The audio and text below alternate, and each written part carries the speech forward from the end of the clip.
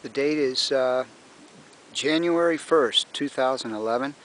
This is a series of 3 videos that are showing the process of my restow mod on this 1971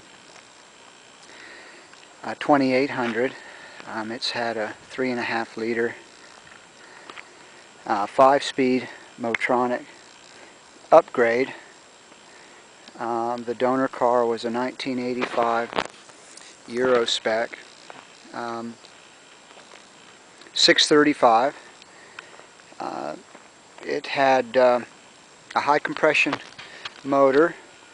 I found the car in Georgia, and I drove up there and purchased the car for the sole purpose of using the driveline to upgrade my E9 here.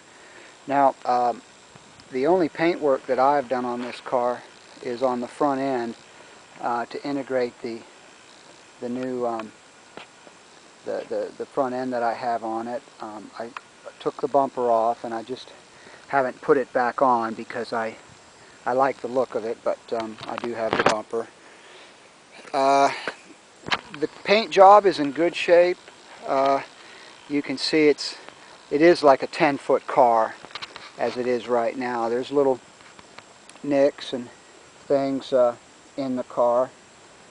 I have receipts going back to 1978, and the owner in 1980 had some right front damage, and he ended up repainting and refinishing the entire car, and the receipts showed that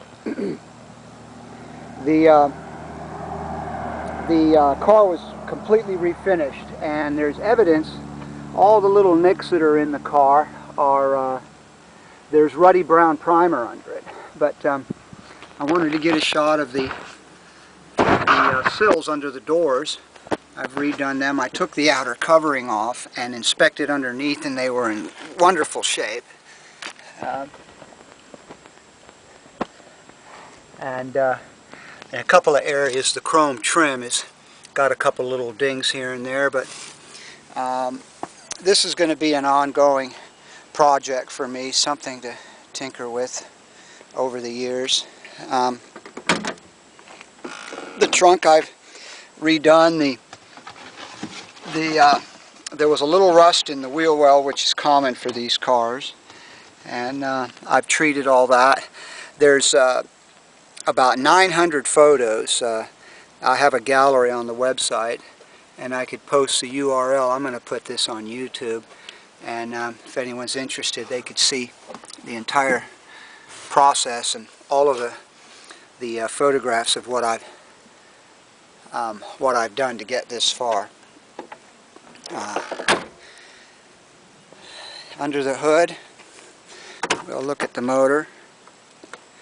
The interior was redone. I haven't done the leather on the seats because that's the last thing I'm going to do, so that I don't have to worry or treat it with kids' gloves as I get in and out of the car while I'm continuing to do work on it. All the nuts and bolts that were both E9 common parts, and all the bolts, hardware that came, the incidental hardware and bracketry and everything, I redid, sent off to have plated, cadmium plating. This is E24. This came with the 635. To get the Motronic, to get this to go Motronic with this intake, I had to remove the big vacuum assist that was right here on the steering column and the firewall, and I replaced it with the 635 components, which included the hydrostat bulb, the master cylinder, and of course, to run all that I needed the higher capacity hydraulic pump, which down on the bottom. It's that lower pulley. It's got an oil cooler under the front. It's not the original 635 oil cooler. It's an aftermarket oil cooler. The oil cooler was a little bit big for me to fit. I didn't want to have the chances of getting the cooler. I don't know if I can get, there's a little view of it. I didn't want to have the cooler down lower than the fascia here, so I put an aftermarket heat exchanger there. And I think you can see that everything in the engine compartment is very clean. What I ended up doing here is I've got the run relay and the fuel pump relay, which is the 635, and I took the relays that were mounted. I still have to tie up this E9 wiring that's not used anymore, the auto choke wiring. I'm going to terminate that and trim it back. That's just some nickel and dime things that need to be done. But underneath here is there's a horn relay and a high beam relay and another accessory relay that I wired in. The wiper motor was disassembled and cleaned, and all the components plated. Let's go to the other side. The windshield washer is still to be hooked up, but to be honest, I never plan on running this in the rain. I just, you know, these E9s, they have a tremendous propensity for rust, and I've done a lot of treatment, and I've put an anti-corrosive element inside all the body panels. I even had access holes underneath the sill, and I sprayed. It's an anti-corrosive, kind of like an oily, waxy coat that's a preventative, a long-term preventative. All the jams have been repainted, so that when the car does get painted, at least the jams are ahead of the game on the jams. I haven't, as I said, I haven't redone the seats for obvious reasons. That's the last thing to do. But I did match all of the new door sides, interior panels. I color matched them to the leather hide that I'm going to be putting on, which is kind of a buttercream color. This white is too stark. It just looks too aseptic. So I thought going to a kind of a more earthy cream would look nicer. The wood here has been redone, all from here all the way back around and around to the other side. And what I haven't done is the wood up forward, but it's in pretty good shape, as you can see. It's nothing to turn your nose up at, but it's not perfect like the rest. This is a little bit glossy, I've found, but I think I'm going to take it off and hand rub it and get a little bit more lackluster appearance to it. Make it look kind of hand rubbed. Anyway, the headliner is in pretty good shape. There's no tears or anything, but there's some discoloration that I can't clean out of it, but I think that I can get someone to to put a spray on that. There's some good interior artisans around that can do wonders for the headliner. And there's still the main rubber gasket that goes in the doors on both sides, and that's what's missing. It goes down along here. In between this sill plate and here and this trim is going to be a rubber gasket. Then there's also a chrome plate that covers up in here a little bit. All of these floor pans were replaced. There was rust on the in the floor pans. I cut them out and replaced all 4, as a matter of fact, and all the detail is available. I have it all documented in photographs, so there's no reason to video it. You don't get the resolution either.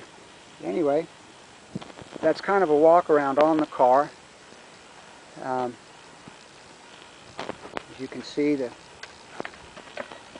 I also put this protective vinyl here so that as I get in and out of the car, I'm not kicking it with my shoes and putting marks on it, but it's all nicely redone. And I need a access hole cover. I've got 2 of those, but I need to paint them yet, and that'll take care of the door panels. All of the interior light switch actuators do work, so as well as the glove box light and the trunk light and the engine compartment light. There's the lights in here. The electric windows do work.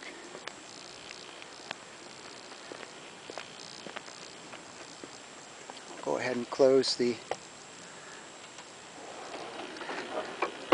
hood.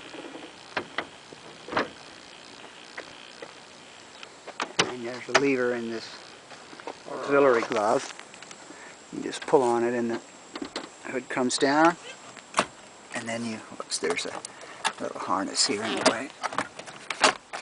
There we go. I put 635 accelerator cable in it. I've yet to cut off the old accelerator actuator that came with the E9. I've got to cut it up high here with a die grinder, but that's going to mean I got to take it back to my shop and cut it off right up here. But it's not in the way of my full throttle function up here. It's as you can see, it's got full range of motion, and it throws the throttle fully open. There's no radio installed, and I have no shift boot.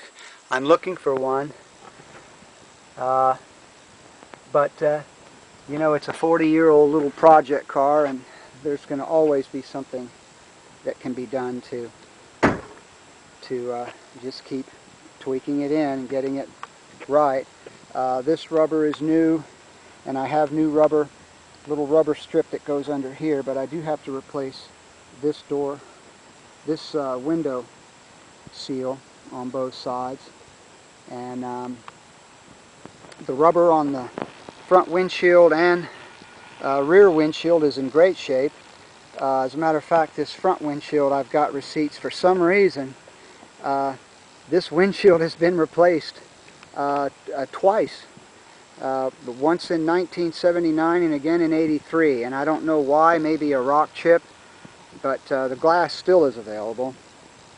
This is the original rear, and I have to sort out the rear electric defroster is not functional, but I don't know if I have to look at the switch, or maybe there's an open wire somewhere. Well, anyway, that's the extent of the walk around on the outside.